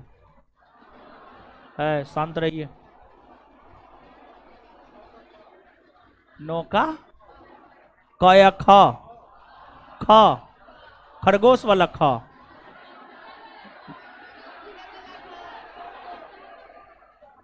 कौआ वाला क। आप ख बोले हैं, ख न बोले हैं आप, ख बोला है, खरगोश वाला ख बोला है। गलत है। लोक सेवा आयोग को लेकर प्रावधान कौन भाग में है?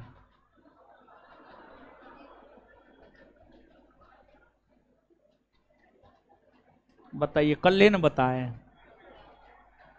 देखिए, इस सब क्वेश्चन का जवाब नहीं दीजिएगा, शोभा देता है। काहे भूल गए? खाना भूलते हैं? भागिए। ए लड़की, ए लड़की, खड़ी होइए। नहीं उधर, हाँ बताइए।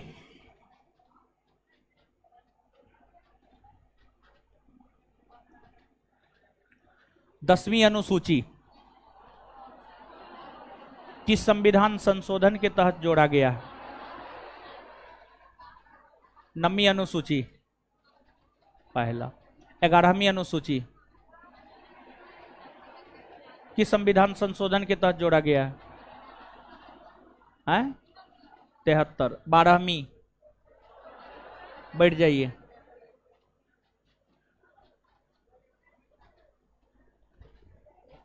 हे लड़की, खड़ी हुई है। उधर उधर, हाँ। नेपाली मणिपुरी कोंकणी को किस संविधान संशोधन के तहत राजभाषा का दर्जा दिया गया है? 71वां बोले हैं? क्या बोल रहे हैं? 71वां है? मैथिली डोगरी बोडो संथाली को किस संविधान संशोधन के तहत है? मैथिली डोगरी बोडो संथाली को किस संविधान संशोधन के तहत संवैधानिक दर्जा दिया गया? 71वां है? बैठिए। ए लड़की, काला दुपट्टा, अरे काला, हाँ हाँ। तीसरी अनुसूची, इधर इधर मुंह इधर कीजिए, ठीक है? यहाँ आइए, इधर यहाँ।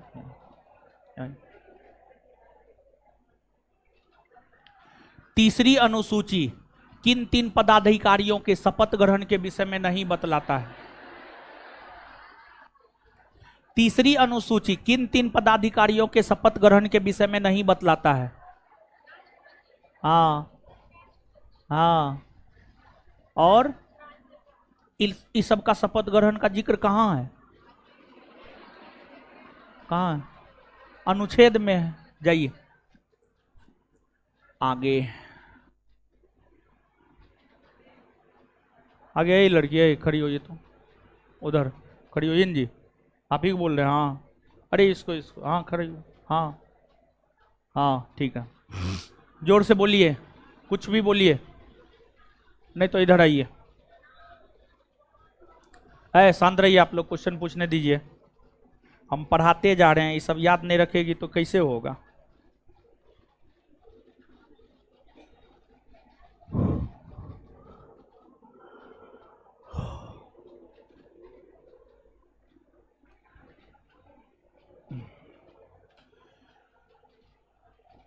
तब तक आप उठिए।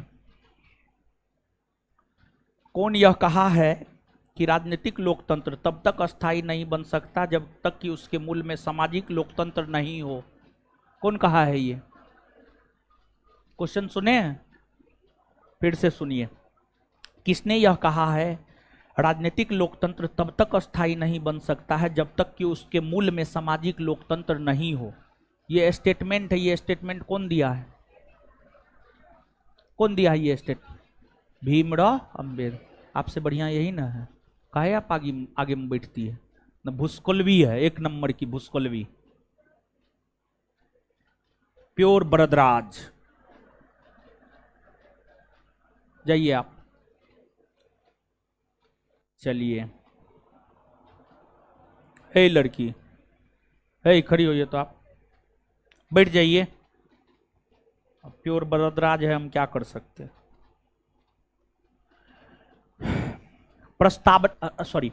भारत में कैसा समाजवाद है? लोकतांत्रिक समाजवाद। ठीक है, बैठ जाइए। हे लड़की, हे खड़ी होइए। शर्ट, हाँ नहीं, हाँ बताइए।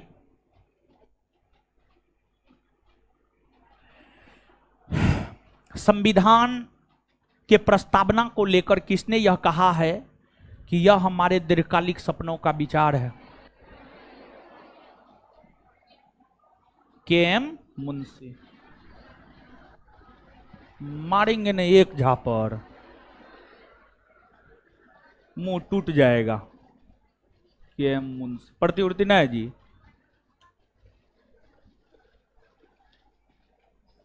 हे खड़ी होइए।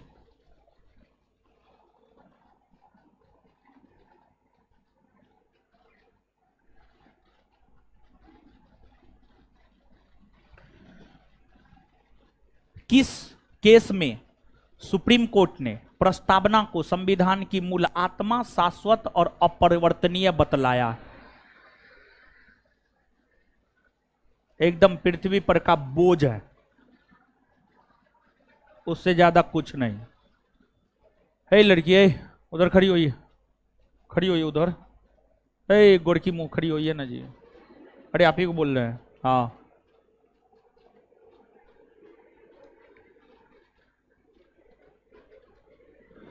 संविधान को पवित्र दस्तावेज किसने कहा है? एकदम नीलवटे सन्नाटा, मुंह से आवाजों तक नहीं निकलता है। पढ़ती उड़ती नहीं है जी? है, पढ़ा उड़ा कीजिए आप लोग। हे लड़की, हे शर्ट, खड़ा होइए, खड़ा होइए। हाँ, अरे उधर आप तो शर्ट पहने हैं आप तो ये नहीं पता है क्या पहने हैं। सलवार सूट पहनी हुई है, शर्ट वाली को खड़ा किए तो ये खड़ा हो गई है। हाँ,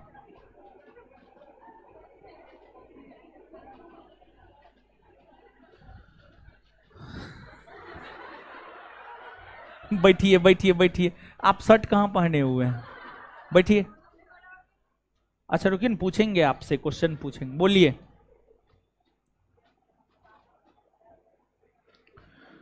प्रस्तावना में कितने प्रकार के समानता की बात है? शांत रहिए आप लोग। कौन कौन? कितने न्याय की बात है? कौन कौन?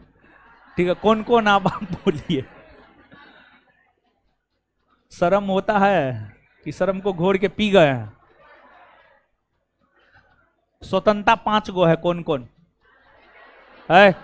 शांत रहिए, खड़ी हुई है। अब आप बताइए, प्रस्तावना में जो हम भारत के लोग, भारत को, उसके बाद जो 5 शब्द है उसको क्रमवार तरीका से बोलिए। ठीक है, दूसरा, ठीक है, ठीक है, ठीक है, ठीक है, बैठ जाइए। पढ़ते उड़ते ना है जी? पढ़ा लिखा कीजिए आप लोग, समझ गए? नहीं तो मार फट्टा से हम ठीक कर देंगे। बैठ जाइए। एकदम सब पृथ्वी पर का बोझ सब है। लीजिए, चलिए मिलते हैं कल।